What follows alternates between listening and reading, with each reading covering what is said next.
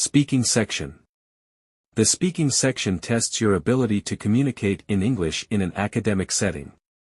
During the test, you will be presented with 4 speaking questions. The questions ask for a response to a single question, a talk, or a lecture. The prompts and questions are presented on time. You may take notes as you listen, but notes are not graded. You may use your notes to answer the questions. Some of the questions ask for a response to a reading passage and a talk or a lecture.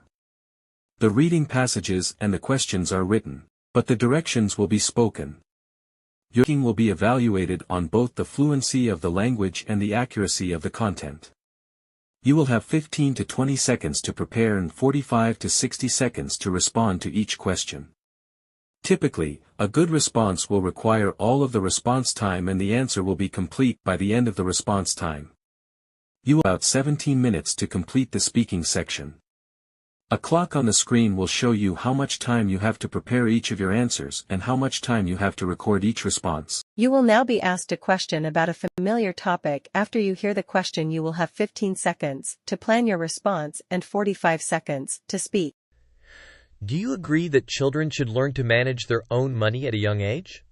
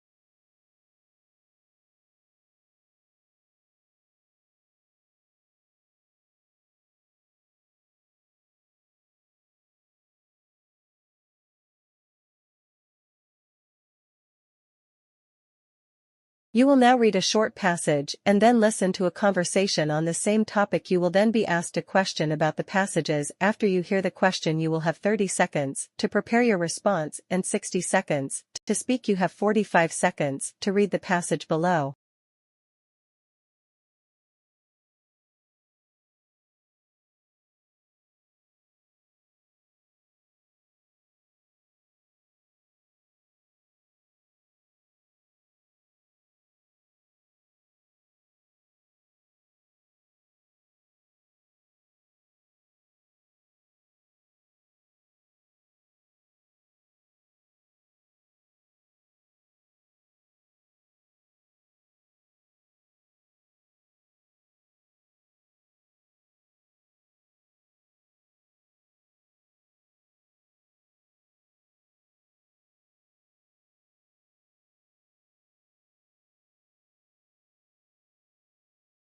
Hey, have you heard about the upcoming change in the running trails at our university?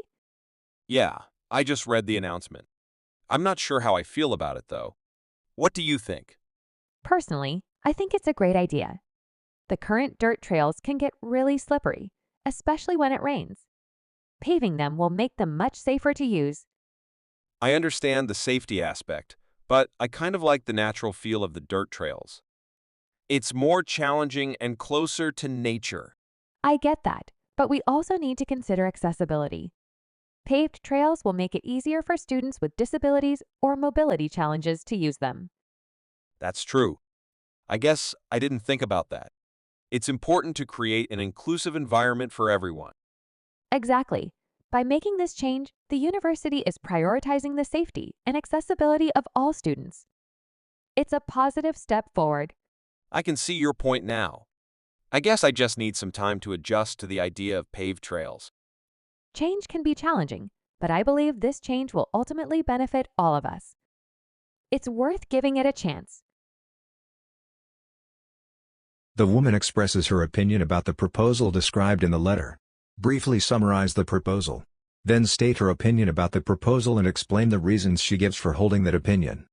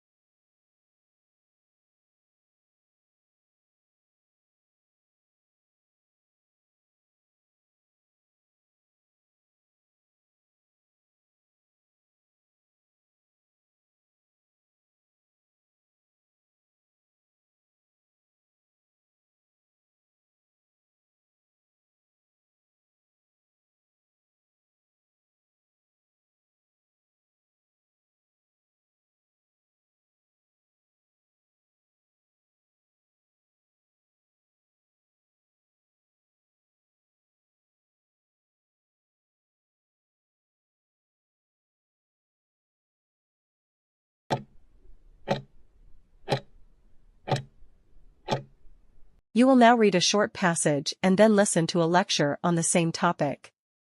You will then be asked a question about the passage. After you hear the question, you have 30 seconds to prepare your response and 60 seconds to speak. You have 45 seconds to read the passage below. You may begin reading now.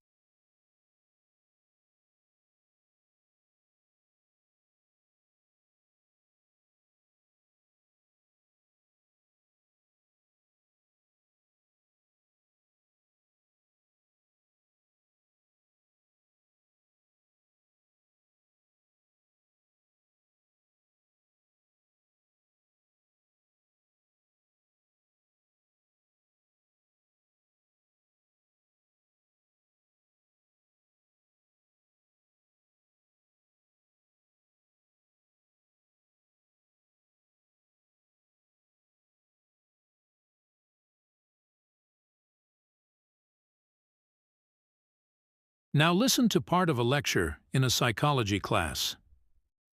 Experimenter expectancy is a fascinating concept that highlights the influence of researchers' expectations on study outcomes. Let me provide you with an example to illustrate this phenomenon. In a study conducted by Rosenthal and Jacobson in an elementary school, teachers were informed that certain students were expected to experience significant intellectual growth based on a test. However, the truth was that these students were randomly selected without any evidence of their actual abilities. At the end of the study, the results showed that the students identified as intellectual bloomers demonstrated greater academic improvement compared to their peers. This finding was primarily attributed to the teachers' expectations and the subtle ways in which they interacted with and supported these students, leading them to perform better. Explain how the example from the professor's lecture illustrates the concept of experimenter expectancy.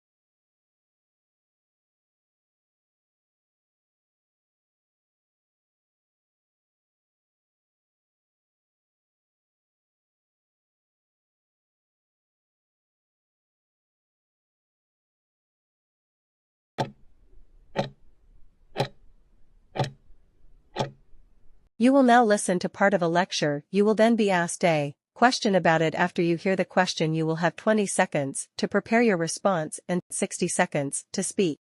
Listen to part of a lecture in a biology class. Birds have evolved with a remarkable adaptation that plays a crucial role in their survival: their eyes. The eyes of birds are extremely important for various aspects of their lives.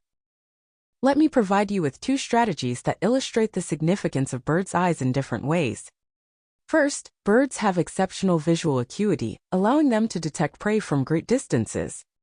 For example, the peregrine falcon possesses incredible eyesight, enabling it to spot small prey, such as birds or rodents, while soaring in the sky. This acute vision gives the falcon a distinct advantage in hunting and survival. Second, some bird species rely on color vision to identify potential mates or establish territories.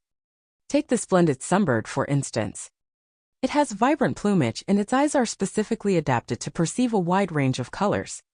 Male splendid sunbirds display their colorful feathers during courtship displays, attracting females with their visual spectacle. The ability to accurately perceive colors is crucial for mate selection and reproductive success in these birds.